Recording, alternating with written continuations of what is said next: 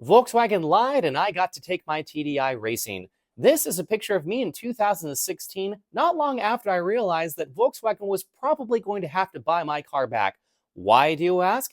It's because they lied. Their clean diesel technology that they had from 2009 to 2015 wasn't actually clean at all. They lied to the federal government and actually governments all around the world and said that their TDIs we're going to be doing all the emissions stuff to make sure it's clean when people are driving around, but that only actually happened when people were getting their diesels tested.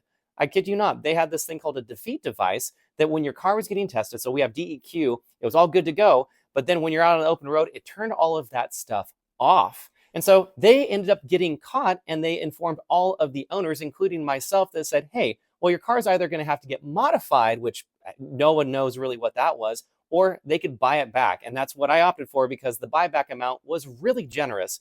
It was like $22,000, which was well more than I owned at the time.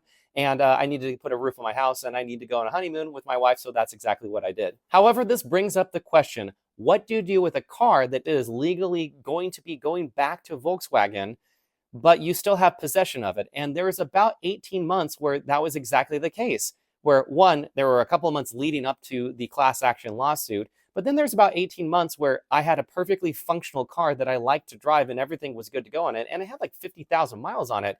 Do you continue to drive it? Because if I crashed it, there's a possibility that I'd probably lose that settlement amount if the car was totaled, for example.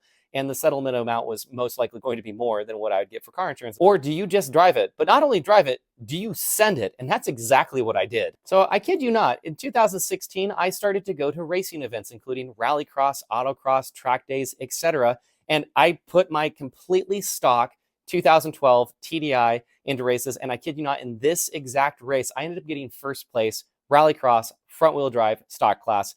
Granted, there were only 3 people in the entire class, but I still have a glass that commemorates my victory, which was my very first motorsport race ever. All I knew is that Volkswagen needed to have the car back in early 2018, and it had to drive there under its own power. I did read that some people got really creative with what that meant. I ethically was like, look, I'm going to drive this car pretty hard, but it's still going to get there under its own power. The clutch started to slip a little bit, which was a little concerning, but I took the floor mats and I left the rest of the car there, and the car ended up going back in 2018.